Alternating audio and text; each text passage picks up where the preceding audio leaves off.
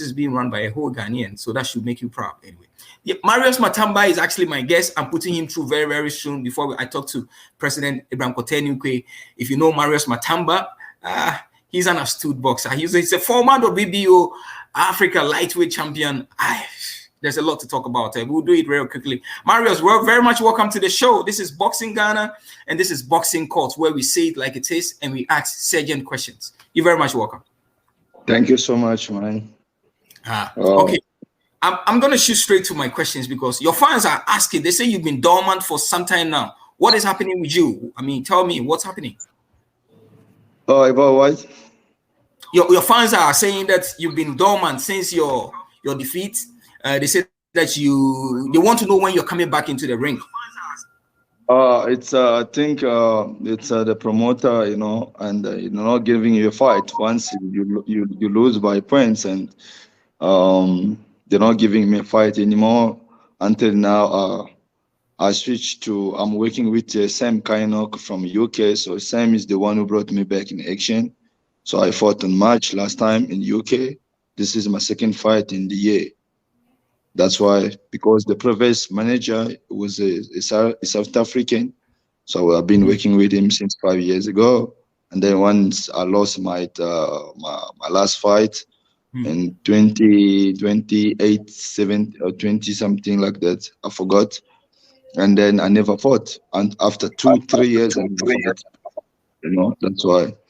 So now I'm working with Sam Kainok from UK, and he's already gave me, now this is the second fight with him. The previous fight was on March 6th of May in the UK. Now we're going back again to do the thing on the 26th November. Okay, so are you saying for a fact that you'll be fighting on 26th of November? Yeah. Which is, I'm going to fight Maxwell, right? Maxwell Awuku. Yeah. So yes. You're fighting a Ghanaian. You're fighting a Ghanaian. How well do you know this Ghanaian, Maxwell Awuku? How well do you know him? He's a good fighter. I got a lot of experience in boxing, you know. I see him 48 wins and 33 knockouts, 5 losses, 1 draw, while I'm still have like 14 professional fight. But I fought good guys, you know. I built experiences at the gym. So I know the fight is going to be a good fight. The last time, how sure are we that this fight is going to materialize? Because we know for a fact that the last time that you were scheduled to fight a Ghanaian, that's Robert Quay. Robert. So how sure are we? You know, I think it was the promotion. The promoter here, they didn't want to put the fight, but they wanted me at least to fight over there in Ghana. I was ready to come, but I don't know, maybe it was about money, you know. I spoke with my manager. My manager told me they didn't pay right money, so that's why the fight didn't happen. I was very excited to fight him because we was like 2 in Africa. I was number 1 and he was number 2 in WBO African title. So I was looking forward to fight him. Interesting. So far today, let's know from you who is now promoting, who is now managing you now. Because you've had some kind of from UK, Scotland, the promoter which we're going to fight. He's the actual manager and promoter, Sam Kainok. Are you, as it were, currently based in South Africa, or you are in the UK? No, I'm based in South Africa right now. Okay, and where is this fight going to take place? Your fight against Maxwell? It's going to take place in the UK, in Scotland. The fight will be in Scotland, in UK. Okay, somebody will ask that the 2 of you are Africans. Why wouldn't you guys want to fight in Africa? Is it because you're eyeing more eyeballs, probably more publicity, probably more television rights? What went into that decision? I don't know. You know, I never mind about the opponent. You know, I was expecting maybe to fight like the guy from overseas, but now it turned out to be I'm going to fight an African fighter. So never mind. This is our job. If we need to fight each other, we will fight. If I'm going to fight over there with the guy from overseas, I'm also ready. You know, like my last fight, I fought against a UK guy, an English from Manchester, Ken Gardiner. That was my last fight. So the second fight, they get me an opponent from Ghana. Okay, your fight against the UK guy. For many people, they thought that you were hard done. Do you share the same sentiment? Do you think that you are not given a fair deal?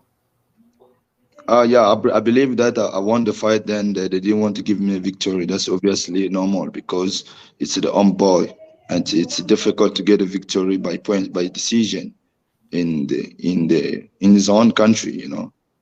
Boxing, politics in boxing. So I was like that. Okay, so your friends and your fans back home in Congo, they say that you've been fighting most of your fights away from them, and they are just asking, when are you going to fight in Congo? Yeah, the problem, I'm from Brazzaville. In Brazzaville, it was still not, professional boxing is still not very hard, It's not like yet because we was only in amateur. It was like Cuba. We only had the professional amateur boxing. We never had a professional boxing.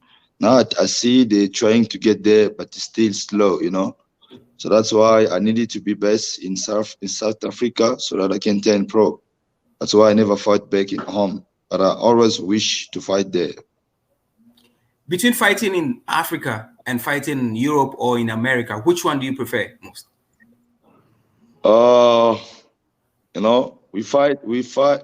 It's always enjoyable when you're fighting in the place where you make money and there is in the big world. Actually, that's the dream for all the fighters. I would like to fight in America and UK, in the place where you can promote yourself, where you can make money, where you can have better career. So that's I think it's the best option. I mean, you've been fighting away from your country. Do you think it's more comfortable fighting away from your country, or it's just simply the case of trying to make the money?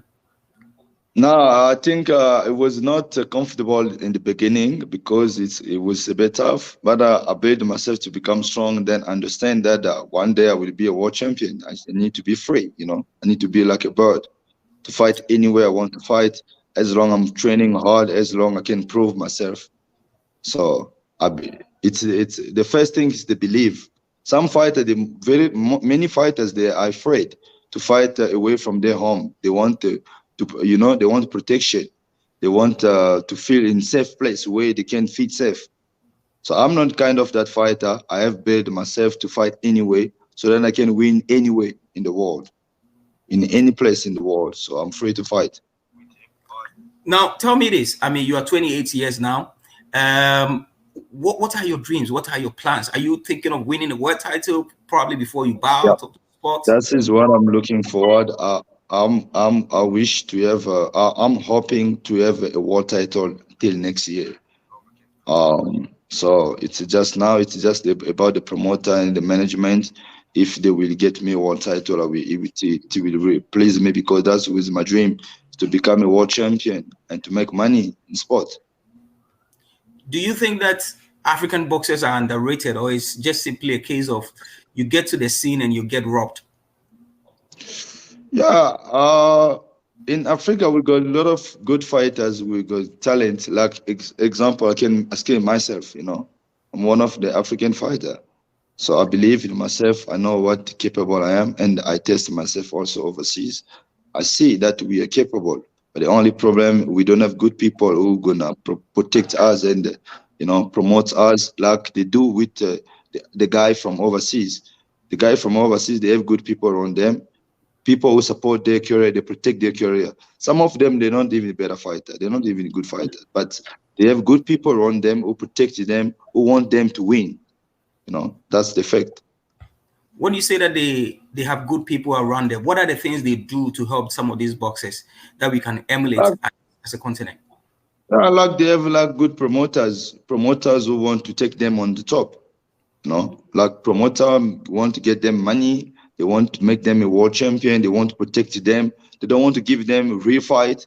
They want to give them easy fight to build their boxing record to stay undefeated. We in Africa, we're having tough fight. We fight with anyone. We don't care about the opponent. There is a money, there's a title, we take the risk, you know. We fight all over in the world. Even sometimes we get robbed, but we're still willingly to fight anyone in the world. And there's nobody protecting us in Africa as a promoter or as a manager. You see, that's what the difference between us and them. But tell me this. Some of the people that have managed you, they say that you are very difficult to manage. How is that? I don't know, you know. I don't know. Managing a fighter, I don't think it can be difficult to manage a fighter. As long as you're giving him a fight, as long as you're taking security on top, that's the most important thing. I only work with 2 managers in my life. My previous manager was Sam Smith, which I worked with him for 5 years until I left him. The last time that I fought against Mackenzie in South Africa, which was for the WBA. And then I wasn't happy with the fight. I feel like I was betrayed. So that was the last time I left my fight after my manager after 5 years. And now I'm working with the same kind of. So I don't think I'm difficult to manage. Okay, now let me ask you this. Masua Aku, aren't you afraid because he's got so much experience? He's one of those boxers that you will probably not call him a gatekeeper, but he's been there. I mean, he's a very experienced boxer. Can you say to me on this show that you're going to win that fight? And can you even predict a round? I believe that I'm going to win the fight. That's obviously normal for me because I never go to the fight and thinking of losing. It never crossed my mind, such thing. I believe in my work. I'm always confident. I know how capable I am. And I respect him because he's a guy who fought many guys and a good name in the world as well. Got a lot of experience in boxing. I can't underestimate him. But I am 100% sure that I'm going to win, maybe by knockout. Never know. Interesting. So, what would you say to your fans back home? Because definitely I will interview you before the fight. For now, I need you to send a message to your fans back home and the fans actually watching you around the world, and even people in Ghana as well. I'm just saying to all my people, my Congolese people, oh, votre champion, le Marios Matamba, Super Matamba, que ce soit ma population, celui de Brazzaville, celui de la RDC, celui de l'Afrique du Sud. Donc, je vous aime tous. Votre champion, il sera de retour sur le ring le 26 novembre en Angleterre. Donc, je demande votre soutien. Depuis de loin, vos soutiens me feront du bien. Donc, on est là, on aura la victoire, ça c'est sûr. Le fils de SSK est toujours prêt pour la bataille. Donc, we are together. Thank you very much, champ. I'll interview you before the fight. We'll have proper, introspection, probably do proper perspective of the fight.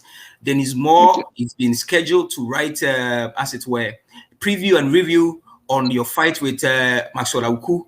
We'll talk about that as well. You'll see it on boxingghana.com. But for now, thank you so much for today. Thank you for joining us. Thank you so much, Joey. I appreciate that. You're welcome. You're welcome, champ. Of course, you just watched the former WBO African champ talking about Marios Matamba. Yes, Marios Matamba, one of those very, very crack fighters. You should be watching that guy. I mean, like, keep your eyes on that. He's a good boxer. And he's had some unfortunate decisions being taken against